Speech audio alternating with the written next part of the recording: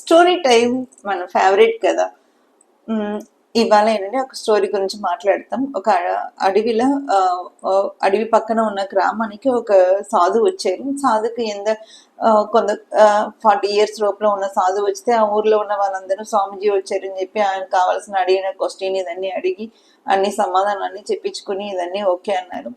So అట్లా కొన్ని రోజులు ప్రాసెస్లో వెళ్ళిపోయిన తర్వాత ఆయన కూడా అంత గ్రామం ప్రజలతో బాగా కనెక్ట్ అయ్యి హ్యాపీగా ఉండి చివరి ఇది వచ్చేసరికి నెక్స్ట్ ఎవరైతే ఆశ్రమాన్ని టేక్ ఓవర్ చేశారో ఆయన పక్కన ఉన్నారు. ఊరు ప్రజలన్నీ వచ్చి ఆయన లాస్ట్ బ్రీత్ ఉన్నప్పుడు వచ్చి మాట్లాడి ఇప్పుడు ఏదైనా చెప్తారో ఏమో, నెక్స్ట్ జనరేషన్ ఎట్లా కేర్ తీసుకోవాలి, ఈ ఆశ్రమ పనులన్నీ చూసుకోవాలి, లేదంటే ప్రజలకి ఏదైనా చెప్పాలో ఏమో అని చెప్పి వచ్చి కూర్చొని మాట్లాడిన సందర్భంలో ఆయన లాస్ట్లో వచ్చి ఆయన శిష్యుడు అవుతారు, గురువు ఏదైనా చెప్పగలుగుతారా అంటే పిల్లిని వరకు పెంచుకోవద్దండి.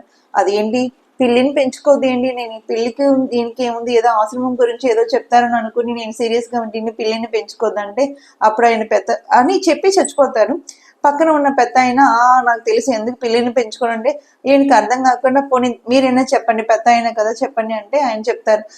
ఈయన ఇందుకు ముందు నా దీనిలో వచ్చినప్పుడు ఎంగేజ్లో వచ్చినప్పుడు ఆయన వయసు 40 ఏళ్ళు, అప్పుడు అంతా ఇది చేసుకుంటే మేమే ఇక్కడ చిన్న పాకలాగా వేసి ఇక్కడ ఉంటారులే అని చెప్పి ఊరికి చివరి ఒక చిన్న పాక వేసి ఇచ్చాము. ఆ పాకలో ఉండేవాళ్ళు.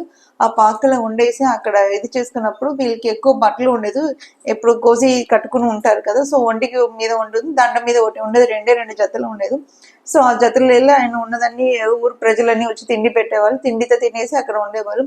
ఈ కుడిసెలు ఏంటంటే ఎలకలు వచ్చి ఆ కోసిని కొట్టేయటం జరిగింది. కోసిని కొట్టేస్తుంటే ఆయన పరిస్థితి మళ్ళీ కొనలేరు కదా. సో ఇదన్నీ గ్రామ ప్రజల దగ్గరకు వచ్చి చెప్పినప్పుడు గ్రామ ప్రజలు అన్నారు, అయితే ఒక ఐడియా ఉంది, పిల్లిని పెంచితే ఎలుకలు పారిపోతాయి, సో పిల్లిని పెంచుతాం అంటే ఓకే అలాగే అని చెప్పి పిల్లిని తీసుకొచ్చి ఇంట్లో పెడతారు. పిల్లి ఏమో ఇంట్లో ఉన్న ఎలుకల్ని చంపేసి ఓకే అంటుంది. మరి పిల్లికి పాలు పోయాలి కదా, దాన్ని ఆకలి అవుతుంది కదా, ఎక్కువ రోజులు ఎన్ని ఎలుకలు ఉంటాయి, ఉన్న ఎలుకలని చంపుకు తినేస్తాయి. సో ఎలుకలు ఉండదు, ఎలుకలు లేనప్పుడు మళ్ళీ ఆకలి అవుతుంది కదా అని చెప్పి పిల్లి ఆకలి కోసం ఈయన ప్రతిరోజు భిక్షం తీసుకున్నప్పుడు పిల్లికి కూడా కొంత పాలు పోయండి అని అడుగుతాడు. గ్రామ ప్రజలు ఏంటి ఒక 4-5 రోజులు పోస్తారు, 5వ రోజు నుంచి గురుగారు మీకు అన్నం పెడుతుంది కాకుండా మాకు పాలు ఎక్కడి నుంచి వస్తుంది, మేము పాలు పోస్తుంటాం, ఇదన్నీ చేస్తే ఎట్లా, ఒక పని చేద్దాం, అందరి తలా కొంత డబ్బులు పెట్టుకుని ఒక ఆవును కొనిస్తాం, ఆవుతో మీరు పెట్టుకుని పాలు తీసుకుని అది మీరు వాడుకోవచ్చు, పిల్లికి పోయవచ్చు అని చెప్పి ఒక ఆవుని పంపిస్తారు. సో ఈయన ఏంటంటే ఓకే ఇదేదో బాగానే ఉంది కదా అని ఆవుని తీసుకొచ్చి కట్టేసుకుని ఇంట్లో ఉంటాడు. సో ఆవులు పాలు ఇస్తుంది, కానీ ఆవుకు తిండి పెట్టాలి కదా. మళ్ళీ వెళ్ళి భిక్షం తీసుకున్నప్పుడు ఆవుకు కూడా కొంత గడ్డి వేయండి, ఇదేంటి మళ్ళీ గొడవలు ఏంటి, ఆవుకు గడ్డి వేయడం ఏంటి, ఇదన్నీ మన వల్ల కాదు కదా అంటే నేను కూడా చేయలేను కదా, మరి పిల్లికి ఆకలి తీర్చాలి, అందువల్ల ఆవుకు ఆకలి తీర్చాలని గడ్డి పెట్టాలి, అది మరి తమది బాధ్యత కదండి, అందువల్ల ఊర్లందరూ కలిపి ఏదో రంగా నాకు సహాయం చేయాలంటే ఒక పెద్ద ఆయన వచ్చి ఓకే మరి గురుగారు దీనికి ఒక ప్రాపర్గా నేను ఒక సొల్యూషన్ చెప్తాను, వెతుకుతాను, కానీ మీరు ఒప్పుకుంటేనే ఇదన్నీ జరుగుతుంది.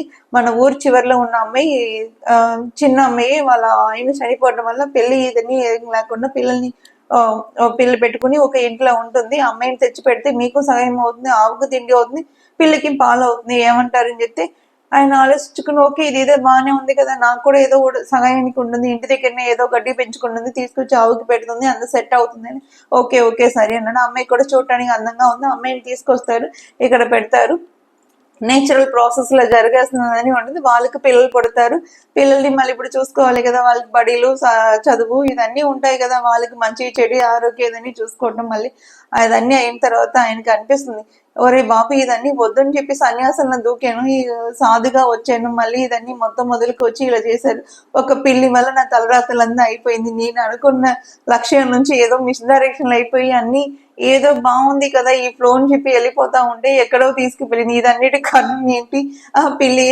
సో పిల్లిని ఎవరు పెంచుకోవద్దు, అందుకోసమే ఆయన చివరిగా ఇలా నా పరిస్థితి దయగలిగా అయిపోయిందని చెప్పి ఆ మాట చెప్పి ఉన్నారు. సో దీని నుంచి మనం తెలుసుకున్నది అంటే బర్డన్స్ ని మనం పెంచుకుంటూ ఉండే కొద్ది మనం ఏంటో మన ఒరిజినల్ క్వాలిటీని మనం మిస్ అయిపోతాం. సో బర్డన్స్ ని వీలైన వరకు తగ్గించుకోవటం అంటే మీకు అనవసరమైనదాన్ని తెచ్చుకునే కొద్దిగా మీ ఒరిజినాలిటీ పోతుంది.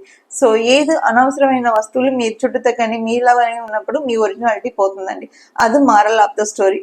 నచ్చిందా?